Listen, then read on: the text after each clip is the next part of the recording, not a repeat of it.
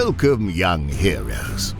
Are you brave enough to play the game of Champions Quest? Do you dare roll the die of destiny? Your adventure awaits. Introducing Champions Quest. Playing will require you to face dangerous goblins, brutish ogres, clever wizards, and a powerful witch. The more your band of champions works together, the more you'll gain access to cool weapons, like a magical sword or a baby armadillo. Succeed in your quest, and you will join the ranks of legends. Read the book, join the game, be a champion.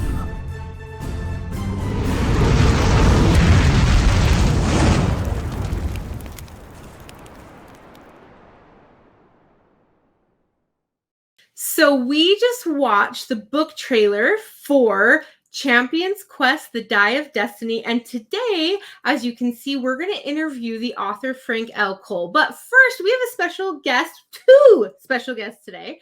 So as you all probably know, my name is Melissa with the Book Break. And today we have Riker Dalton, who's my son, and we're going to invite him to also ask FrankLCole questions because this is a book for what we call middle graders. And I'm just going to bring Frank right in. Come on in, Frank. All right. So Frank, can you give us a little bit more info about your book? All right. So yeah, Champions Quest, The Die of Destiny is a brand new series. It's going to be at least a couple of books in this series, and it follows the main character, Lucas Silver, and his 3 friends, and they're kind of an unlikely pairing.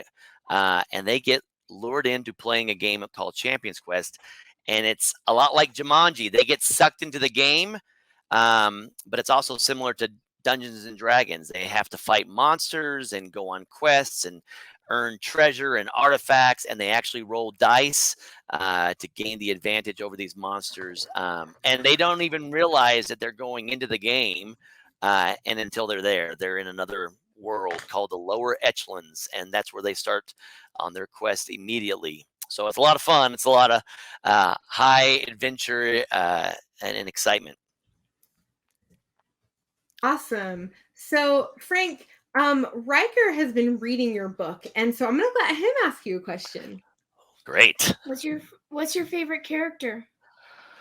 Oh my goodness. I love Lucas. I love Lucas because he really and a lot of my main characters are kind of like me, but Lucas deals with panic attacks and anxiety, and he gets really tense at times. And I feel that way a lot too. I have the same sort of things at times, and so with Lucas, I can relate. But yeah, I love Lucas. I love Hob and Bogie, the 2 kind of mysterious wizards. They add a lot of fun to the story. And then I do love Miles. I think he's funny, and he adds the comedic element to it. Awesome. And I'm going to let Riker ask you another question. What gave you the idea to write this book?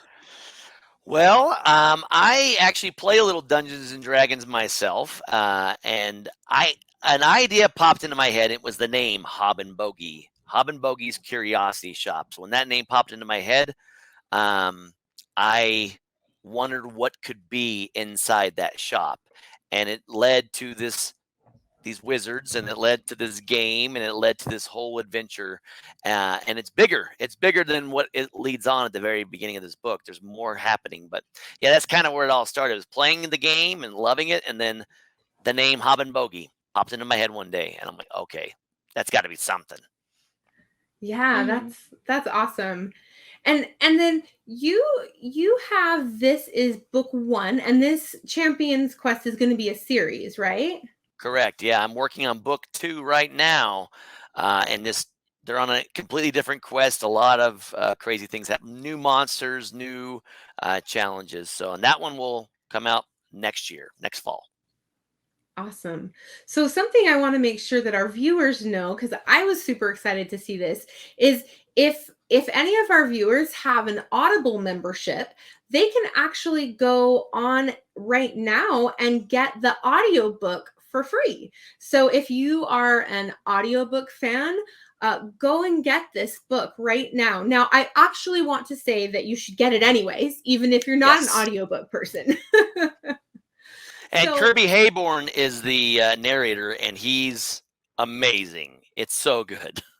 Yeah, he is really great. And Kirby is also the audiobook narrator for some other authors that are in the similar genre, like Brandon Mull, for example. So if anyone is a fan of Brandon Mull and Fablehaven and that whole series, or the Beyonders, you'll really enjoy this because Kirby is those narrators as well.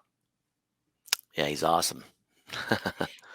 And so another thing that I wanted to ask you about is you have a daughter that's a teenager, right?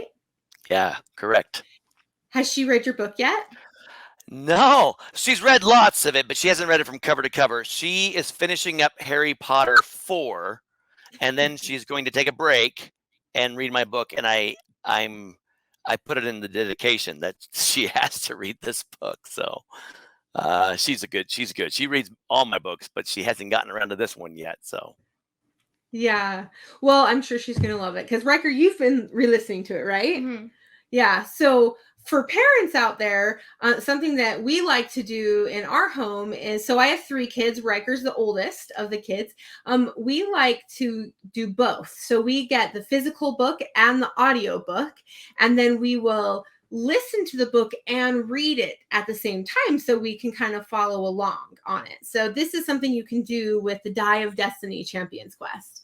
And then another thing I want to make sure we mention is you are also the author of another series that came out last year, and that's Potion Masters, right?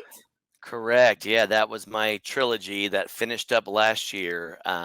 Yeah, yep, that was a fun one, and I do have some readers out there that have enjoyed Potion Masters. So tell us a little bit more about what that one's about. So that is it's a society of potion masters that live in our neighborhoods, and we don't even know they exist. They have normal day jobs, but at night they go into a lab and make magical potions. And the main character, Gordy, he's 12. He comes into possession of an ingredient that could destroy the potion community, and he's got to prevent a potion war from happening. But it's going to happen. I mean, it's all these bad potion masters are after this ingredient, and it's up to him and his friends and his mom, who's kind of like a lead investigator that goes and hunts down the bad potion masters. It's up to them to kind of keep that ingredient out of falling into the wrong hands. So it's a fun series. Yeah, I agree. We've also looked at that series, and you can kind of see behind me right there that we have the beginning of that book, and we've got all 3 books for that series. So it's a great one too. So how many books are you thinking that the Champion Quest series is going to be? I would like to do 3, but it's written in such a way that there could be endless amount of, I mean, I won't say endless because eventually, I'll have to stop, but they go on quests when you play role-playing games. There are quests that you can go on, and they can be added to your adventure. And that's kind of what happens here with Lucas and his friends. They can just go on a ton of quests and level up to different levels in the game. So Yeah, I agree. I was thinking about that because for those of you out there that are familiar with Dungeons and Dragons, that's something that, I mean, some people play the same quest for years or they change them. And so that's a really fun one. Okay, so I'm going to put Riker on the spot for just a minute. Is that okay? Mm-hmm. Okay. Riker, you've been reading and listening to the book. What is your favorite character? I think it might be Miles and Lucas? Yeah, Lucas. Yeah. I have to agree. Miles and Lucas are kind of like the ones for me too. I mean, they're kind of like the main guys. I mean, but you know, you also have their foster sister, and there's some really cool moments there. And so, you know, for anyone out there that has ever had foster kids or adoptive children, there's a really sweet moment. I feel like there's multiple moments, but in there with their foster sister too. Well, thank you. Yeah, Vanessa's Vanessa. Yeah, she's a hard egg to crack, and eventually she comes around. So yeah, awesome. Well, thank you so much for being here with us, Frank. And where can our viewers find you on social media, websites? So I'm on Facebook. I'm on Twitter. You can find me. I'm seeing them pop up on the screen. Instagram. I have gotten on TikTok as well. I'm still new to that and trying to figure that out. And then I have a cool website, FrankLCole.com, where you can see the video that we saw at the beginning and some of the other videos that are with my other books and learn about all that I'm writing. Awesome. Well, thank you so much for being here with us, Frank. And to our viewers, we will see you next time.